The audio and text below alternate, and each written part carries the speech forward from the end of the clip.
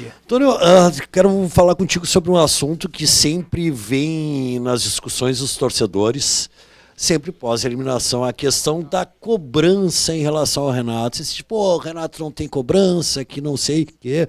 Eu quero que tu explique como é feita essa cobrança e se o Renato ele te dá uma, não só a ti, mas aos teus pares, a oportunidade de falar sobre futebol, de demonstrar o teu pensamento em relação ao time. Como é que é essa relação de cobrança do Renato e do que se pode conversar sobre futebol com o Renato? Obrigado. Bom dia, Edu. A relação é muito aberta, em todos os processos, processo de contratação, processo de análise do time. Agora, ele é o treinador ao qual a gente escolheu, ao qual a gente confia, é um excelente treinador, já mostrou todos os seus resultados em todas as passagens pelo Grêmio, e a decisão final é dele, tá? Mas a gente passa trocando ideias o tempo inteiro, nem continuaria no cargo se não tivesse esse tipo de acesso, trocar ideias com o treinador, a poder participar de todo o processo. Estou aqui para ajudar. Agora, realmente, a decisão final é dele e a gente confia muito no Renato. O Renato já era nosso treinador desde o processo eleitoral, acabou voltando antes e a gente simplesmente renovou o contrato dele, mas era o treinador que buscaríamos. Eu e o presidente Guerra lá atrás, quando montamos o projeto que era relativo ao futebol. E temos total confiança no trabalho dele, trocamos ideias diárias e acho que é assim que tem que funcionar. Bruno, tudo bem? O Grêmio fez bons investimentos agora no meio do ano, fez investimentos financeiros, né, para agregar qualidade. E a realidade de 2024 ela é bem diferente da de 2023, porque o Grêmio ano passado brigou por título até o final da temporada, né, chegou com expectativas para o torcedor, o ano foi maior. Esse ano, pelas eliminações, as chances de título elas encerraram agora, já no mês de agosto. O Grêmio vai brigar por vaga, vai fazer uma luta pensando em 2025 em competições, mas em títulos fica aquém da expectativa. Como é que fica a cabeça do dirigente depois de um ano como esse? Um ano que praticamente dura 8 meses, porque eu sei que vocês querem títulos, né? E essa perspectiva encerra agora. Como é que se faz esse planejamento e qual é o tamanho da frustração? Vocês esperavam mais esse ano? Matheus, a gente já ganhou um título esse ano, né? O Campeonato Gaúcho. Acho que o Campeonato Gaúcho é importante, principalmente nesse contexto em que tem uma hegemonia muito, muito longa. Agora, realmente, eu não posso te negar que a gente ambicionava títulos maiores, né? De expressão nacional. Ano passado batemos na trave, infelizmente fomos eliminados. Fizemos uma reflexão de que por que fomos eliminados para tentar melhorar. Realmente não fomos melhores que os nossos adversários, mas também acho que não fomos piores, fomos eliminados nos pênaltis 2 vezes e isso nos deixa muito triste. E agora é trabalhar, né, Matheus? A gente tem um projeto para o Grêmio, né? Nesses 3 anos do presidente Alberto Guerra, acho que a nossa janela de transferências também mostra um pouco desse projeto, de jogadores que podem acrescentar para o Grêmio não só agora, como no futuro, independente de quem estiver à frente, né? Quem for o presidente, quem for o vice-presidente. E agora é trabalhar forte no Campeonato Brasileiro para tentar fazer o maior número de pontos possíveis e terminar bem a temporada. Bruno, à sua direita aqui. Você falou agora da janela de transferências e o Grêmio teve a saída do Carbajo, do Gustavo Nunes, os negócios que vocês concluíram recentemente. Eu gostaria de saber se tem a possibilidade, a gente tem ainda uma semana aí de janela, se o Grêmio pode buscar novos reforços e se pretende exercer a opção de compra de mais 30% do Monsalve, um jogador que vem se destacando, ou se isso já é algo automático previsto em cláusula no contrato que vocês fizeram com ele. Sobre os reforços, acredito, óbvio que o Grêmio está sempre atento ao mercado, inclusive quando a janela de transferências está fechada, mas acho que o Grêmio não deve fazer mais nenhuma contratação, até porque a gente acha e considera o grupo bom, principalmente para a sequência do Campeonato Brasileiro, que é a única competição que nos resta. Sobre saídas, a saída do Gustavo Nunes ela é meio inevitável, o Grêmio precisa vender um jogador aí pelo menos por ano de um valor maior para que o seu orçamento se viabilize, né? E foi esse ano passado com o Bitelo, esse ano com o Gustavo Nunes. A questão do Monsalve é importante explicar.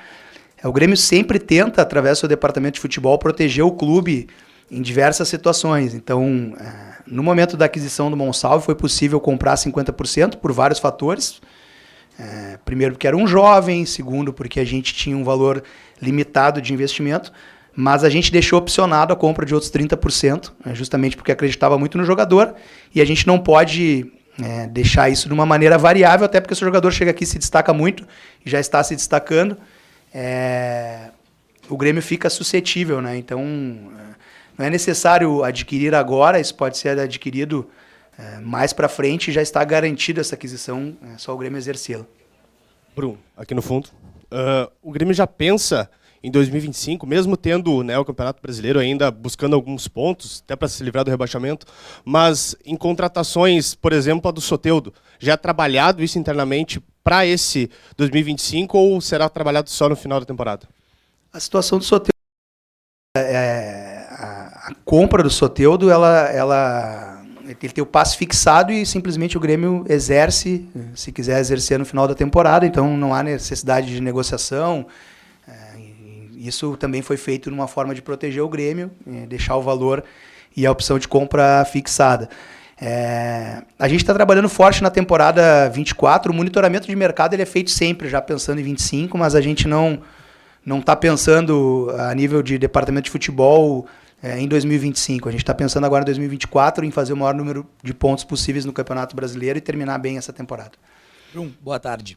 Eu queria falar sobre o Diego Costa, que é um jogador que teve um início tão promissor, foi talvez o protagonista do Grêmio nesse primeiro semestre, um dos pilares na conquista do Campeonato Gaúcho, mas que recentemente vem lidando com algumas lesões complicadas e tem o contrato se encerrando no fim dessa temporada e não tem indício de que vai renovar. Ele está no planejamento do Grêmio para 2025? O Diego Costa é um atleta que a gente gosta muito, foi e é muito importante para o Grêmio nessa temporada. Infelizmente teve esses problemas de lesões, né? E a gente, ao final da temporada, vai sentar com o Diego e analisar sobre a sua permanência ou não, mas ele é um atleta muito importante em que a gente conta muito com ele. Tudo bem, Bruno? Queria conversar sobre outro atleta. O Nathan Fernandes acabou perdendo bastante espaço, né? O Gustavinho acabou sendo mais utilizado pelo Renato. E agora na Libertadores a gente viu que nem no banco de reservas ele ficou. Como é que vocês estão trabalhando com esse jogador que teve um início promissor, né? Fez gols importantes e, bom, enfim, acabou perdendo espaço dentro do grupo? Berton, ele é um atleta do grupo profissional do Grêmio, está participando normalmente de todas as atividades. Agora, como o Renato sempre fala, né, é possível só relacionar 23 e jogar 11, né? Então essa decisão é muito mais da comissão técnica do treinador, de relacioná-lo, entrar no jogo ou escalá-lo. Ele é um atleta do grupo profissional do Grêmio, ao qual a gente também confia, acredita. E está à disposição da comissão técnica. Essa decisão é muito mais técnica do que em alguma outra esfera do clube, né? Antônio, agora nesse domingo o Grêmio consegue fazer o retorno para a Arena, né? Algo que foi finalmente, né, cara? Foi algo que vocês trabalharam bastante, o Renato pediu, os jogadores estiveram aqui naquela famosa foto do Jeromel com Kahneman, se fez aquele pedido. Mas tem uma questão técnica que precisa ser observada no domingo. Vocês têm informação de se o gramado, de fato, já está em condições boas para receber o jogo? Ou ainda vai ser também um período de transição até para que os jogadores do Grêmio se adaptem a um piso que talvez não esteja nas melhores condições? Essa volta até tinha que ter sido antes. O gramado foi um dos motivos em que a gente segurou um pouquinho.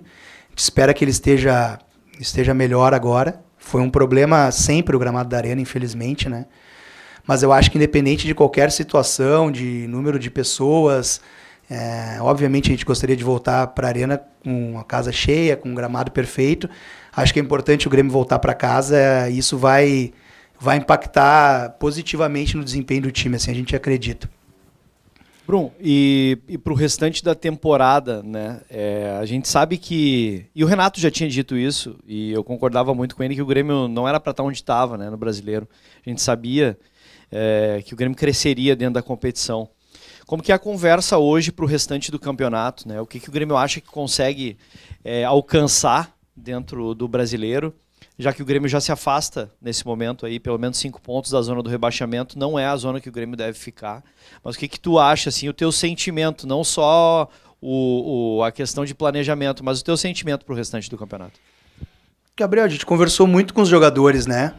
Num primeiro momento, eu sabia que a torcida nos perdoaria se a gente escapasse do rebaixamento e fosse adiante nas Copas. Infelizmente, a gente não foi adiante nas Copas, né?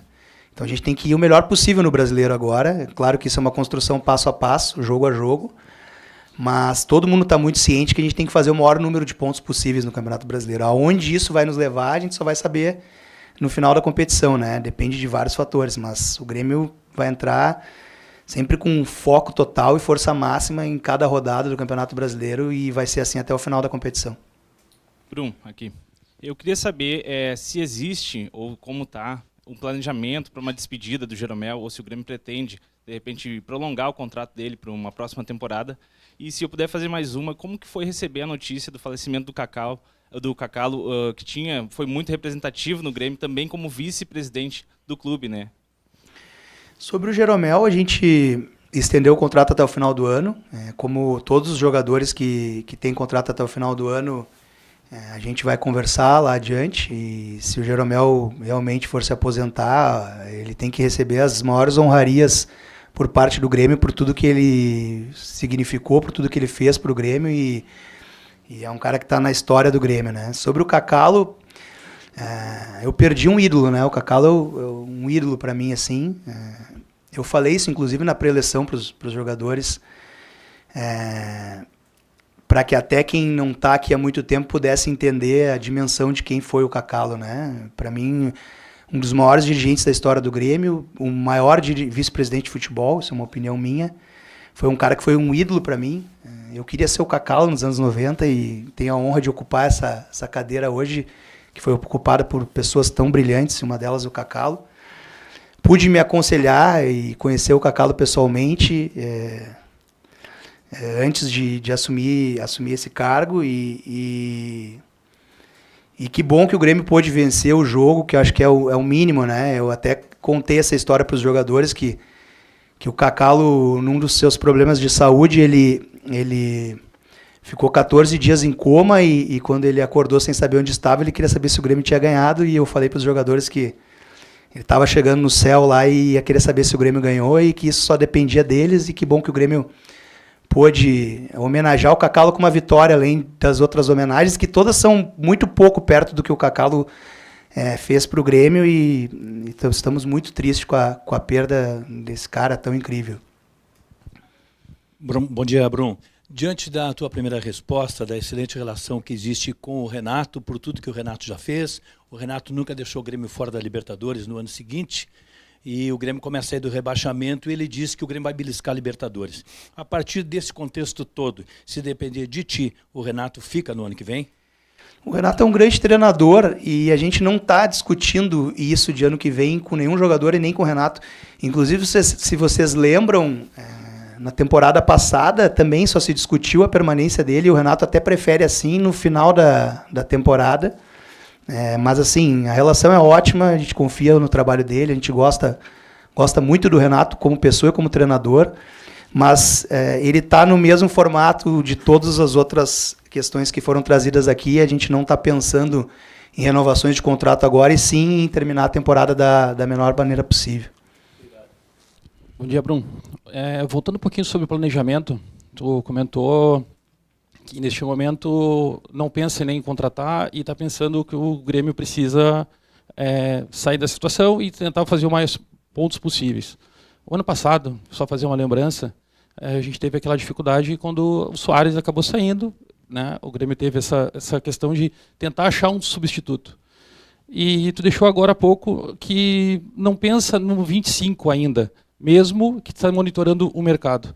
O que tu pode passar para a torcida a respeito do 25, já que o caminho do Grêmio é tentar beliscar a Libertadores, como o Renato falou na última coletiva?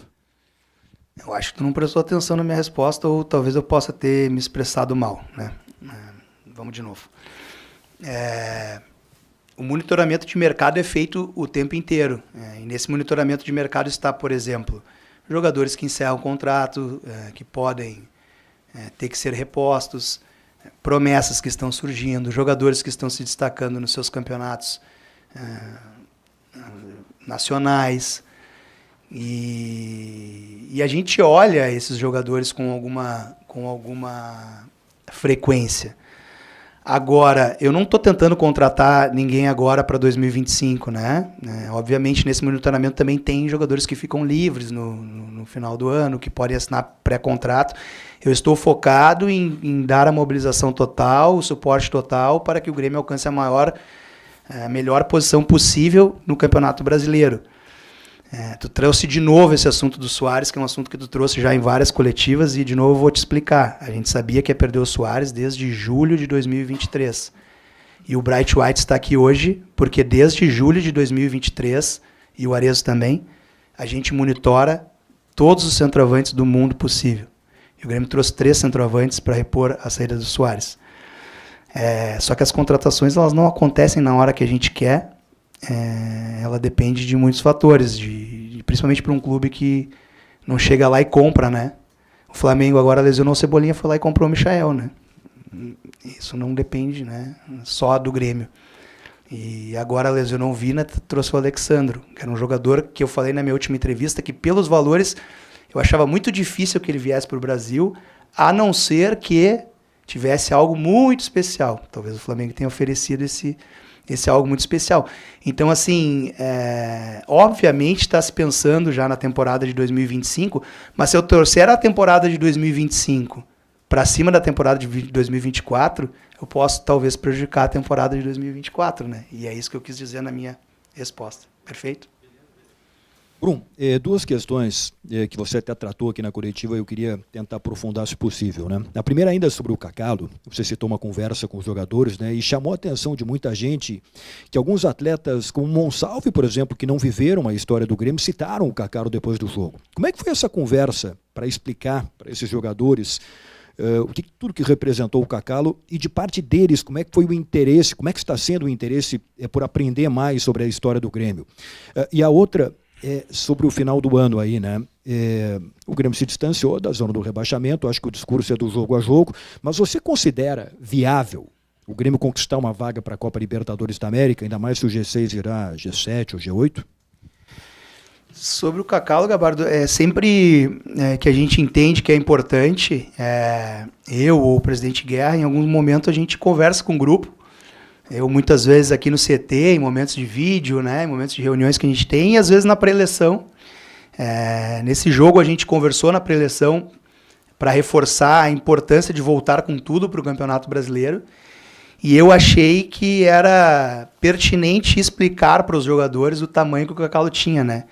E acho que isso foi bem explicado nas entrevistas, né, do Vila no intervalo, né? Não que eles não conhecessem o Cacalo assim, mas o Grêmio não perdeu qualquer dirigente, qualquer gremista, né? E eu trouxe a dimensão para eles da importância do Cacalo, com palavras que eu usei aqui na entrevista, né? De um grande gremista, de um grande ídolo, de um cara que entregou a vida toda ao Grêmio, né? Recentemente eu vi até uma manifestação do Pedro Ernesto que o Cacalo ficou, acho que 17 anos na imprensa e ele jamais criticou o Grêmio, né? Não que não possa ser criticado, mas assim, ele tinha uma postura e um gremismo que ensinava muitas coisas pra gente, né? E eu achei que eu tinha que levar essas palavras, né? As homenagens, algumas delas já estavam previstas, mas eu acho que dos jogadores ouvir de um gremista, de um torcedor, quem foi o Cacalo, é importante nessas horas, né? E sobre o Campeonato Brasileiro, Gabardo, eu não gostaria de fazer projeções assim, né? Essas projeções, elas às vezes nos causam, né, frustrações, e a gente vai pensar jogo a jogo. A gente tem que vencer o Atlético Mineiro agora, esse é o ponto, tá? A gente tinha que vencer o Criciúma e venceu, a gente tem que vencer o Atlético Mineiro, e depois a gente vai ter que vencer o Bragantino. E aí lá na frente a gente vai ver onde que a gente vai chegar. Tomara que a gente possa chegar o mais na frente possível na tabela.